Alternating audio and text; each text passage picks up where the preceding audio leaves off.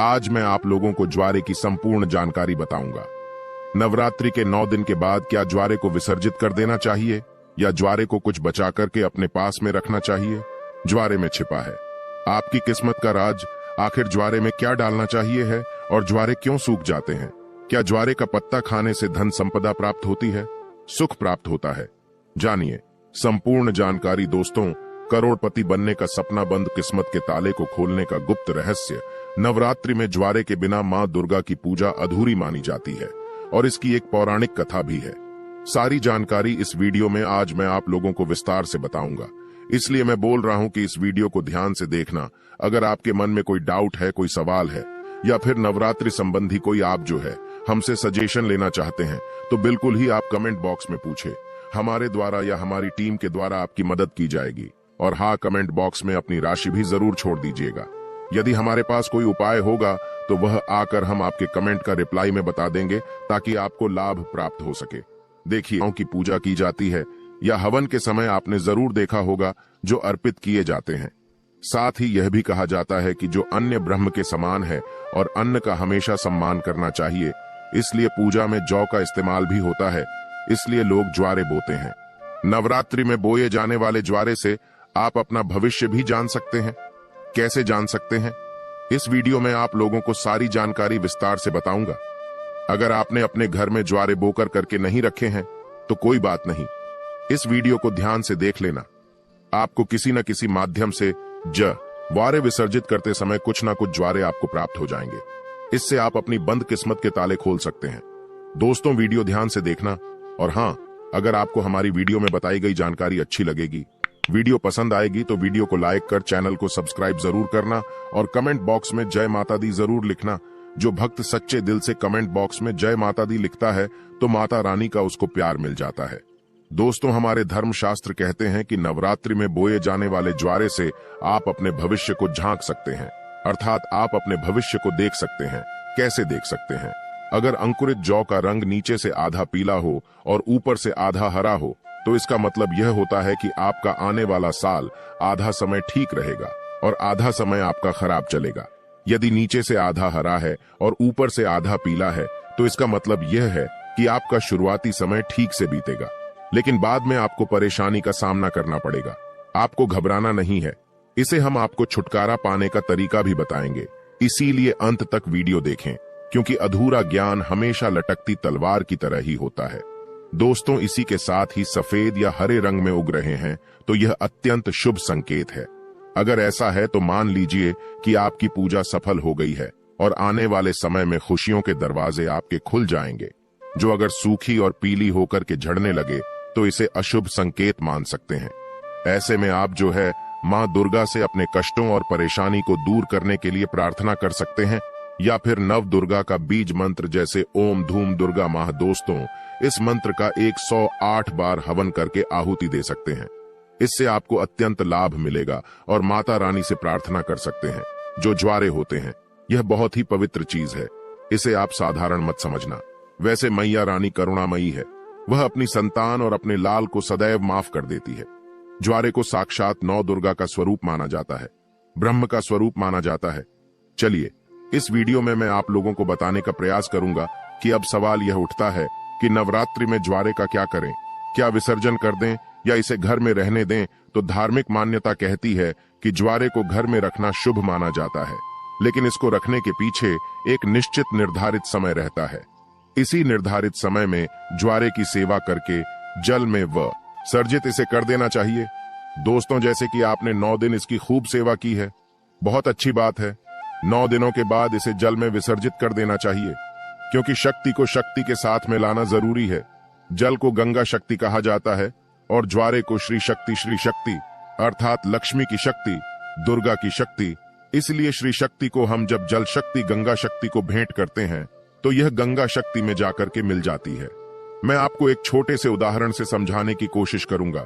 जिस प्रकार जो हमारा शरीर होता है यह पंच तत्वों में मिल जाता है, उसी प्रकार ज्वारे भी पूर्ण प्रकार शक्ति के साथ अपने अष्टभुजा दुर्गा स्वरूप में शक्ति में मिल जाता है।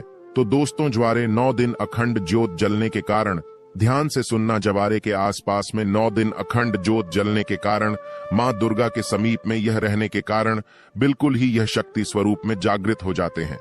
ऐसे ज्वारे लोगों के दुख, तकलीफ, परेशानी, इन सब को चुटकियों में समाज कर सकते हैं।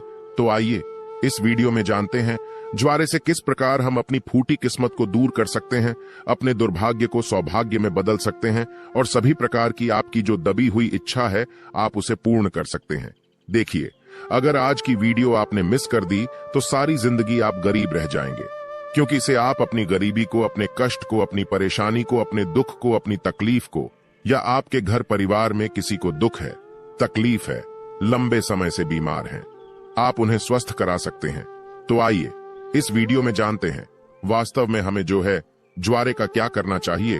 तो ज्वारे विसर्जित करते समय को ज्वारे साफ पानी से धोकर के हमें अपने हाथ में ले आना चाहिए, क्योंकि इसे लाना चाहिए, क्योंकि इसे श्री शक्ति का प्रतीक कहा जाता है। श्री शक्ति अर्थात इसे लक्ष्मी का स्वरूप माना जाता है। ज्वारे को हमेशा धन स्थान है, व्यापार स्थान है या फिर कारोबार स्थान है, यहाँ पर जरूर रखना चाहिए। इससे धन में बढ़ोतरी होती है, कारोबार में उन्नति होती है। अगर आपकी दुकान ठीक से नहीं चल पा रही, कारोबार में आपको बढ़ोतरी नहीं हो पा रही है, या फिर आपका धंधा पानी अच्छे से नहीं चल पा रहा है, निरंतर आपको नुकसान हो रहा है, तो बिल्कुल ही ज्वारे की कुछ पत्तियां आप अपने व्यापार स्थान में, धन स्थान में जरूर रखें। आपके धन में बढ़ोतरी होगी, कारोबार में तरक्की होगी और आप जो भी बिजनेस करें में आपको लाभ मिलेगा, ऐसा भी माना जाता है। ज्वारे को पीले वस्त्र या लाल वस्त्र में लपेटकर ऊपर से मौली धागा बांध के अगर इसे पैसों के स्थान पर रखा जाए तो इससे कभी भी पैसों की कमी नहीं होती, क्योंकि यह श्री शक्ति के कारण यह जागृत हो जाते हैं। श्री अर्थात लक्ष्मी, यह पूर्ण रूप से लक्ष्मी की शक्ति कहे गए हैं। इसी के साथ यह भी कहा जाता है, कुछ लोग यह भी कहते हैं, हमारे ही बहुत से लोग हैं संपर्क में जुड़े हुए, तो बहुत से लोगों का यह भी मानना है कि ज्वारे को थोड़ी सी मात्रा में अपने पर्स में जरूर रखना चाहिए, और आप में से अधिकतर लोग ज्वारे को अपने पर्स में जरूर रखते होंगे। अब इसके पीछे कारण मैं आप सभी दर्शकों को बताना चाहूंगा। जिस प्रकार इसे धन स्थान में रखने से धन की कमी नहीं होने देता, उसी प्रकार यह पर्स में रखने से आपके पर्स में कभी भी पैसों की कमी नहीं होने देता, क्योंकि पर को भी धन स्थान कहा जाता है, लक्ष्मी स्थान कहा जाता है, और यह पर्स में होने के कारण हमेशा आपके पर्स को नोटों से भरे रखने का काम करता है। दोस्तों, किसी भी श्रेष्ठ मनोकामना के लिए 5 ज्वारे के साफ एवं स्वच्छ पत्तियों को देवी पुराण है या दुर्गा सप्तशती दिव्य, जो किताब है माता रानी की दिव्या किताब है, जैसे कि देवी पुराण है या दुर्गा सप्तशती है, यह सब दिव्य किताब कही गई है, तो मनोकामना बोलते हुए आपको इसमें आपको दबाना होता है, तो मां भगवती की कृपा से कुछ दिनों के बाद वह मनोकामना पूर्ण हो जाती है। लेकिन जब भी आप यह उपाय करेंगे आपको गुप्त रखना है, इसके बारे में किसी को बताना नहीं है। देखिए, जो ज्वारे हैं बहुत ही पवित्र चीज है, कभी भी इसके बारे में आप लोगों को किसी को नहीं बताना चाहिए। और एक बात, बहुत से लोग आप में से ऐसे दर्शक हैं जो बोलते हैं, ना गुरुजी, हमें ताबीज बनाना सीखना है तो क्या करें। तो एक बात ध्यान से सुन लीजिए दोस्तों, अगर आप भी चाहते हैं कि निरंतर आपके शरीर में माता रानी का वास बना रहे, आपका शरीर जो है सुरक्षा कवच से ढका रहे, तो ज्वारे के 4 से 5 पत्ते आपको लेने हैं। चांदी के ताबीज या तांबे की ताबीज में इसे डाल देना है, और अगरबत्ती का आपने 9 दिन तक माता रानी के लिए जो अगरबत्ती जला करके रखी है, जो भस्म जला करके रखी है, गोबर के कंडे की वह भस्म लेना है। माता रानी को जो आपने आर्चर चढ़ा करके रखे हैं, जिसे हम पीला चावल बोलते हैं, वो आपको लेने हैं और इसे आपको ताबीज में डाल देना है। ये तीनों सामग्री को आपको ताबीज में डाल देना है। माता रानी का ध्यान करना, अगरबत्ती या फिर धूप का धुआं दिखाना है आपने जो ताबीज बना करके रखा है उसमें, और आप जो है इसे नवरात्रि के बाद किसी भी दिन धारण कर सकते हैं, तो यह आपको हमेशा सुरक्षा कवच की तरह ही आपको फायदा पहुंचाएगा। किसी भी प्रकार की आपकी यह दुर्घटना नहीं होने देंगे।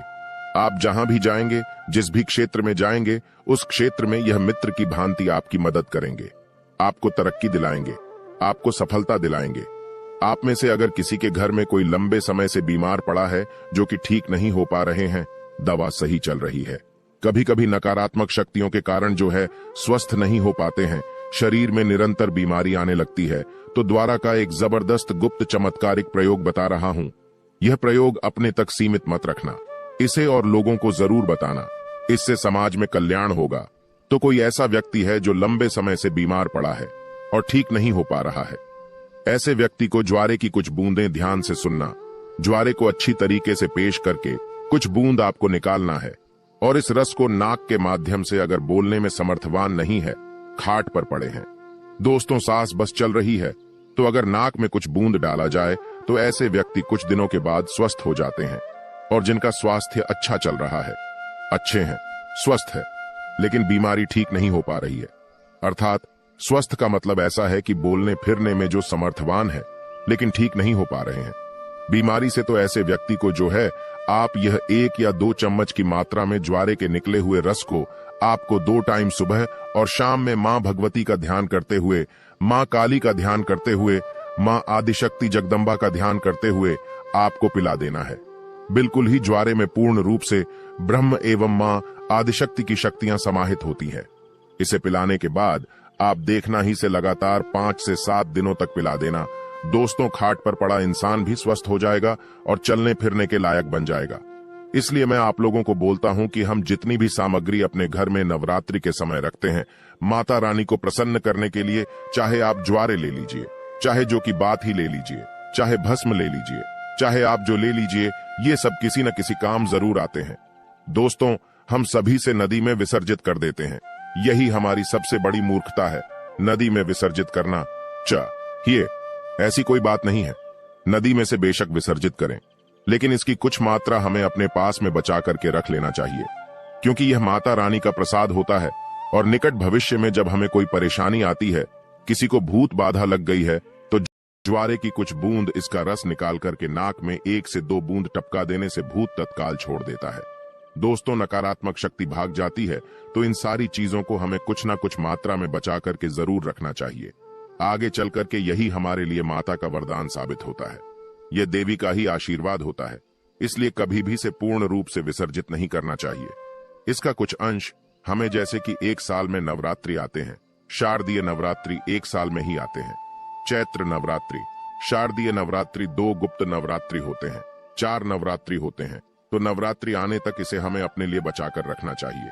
अगर आप भी ज्वारे के संबंध में कोई और विशेष जानकारी रखते हैं तो कमेंट करके हमें जरूर बताइएगा, और कमेंट बॉक्स में जय माता दी अभी तक नहीं लिखा है तो जय माता दी लिख करके चैनल को सब्सक्राइब जरूर करिएगा। आज मैं आप लोगों को ज्वारे की संपूर्ण जानकारी बताऊंगा। नवरात्रि के 9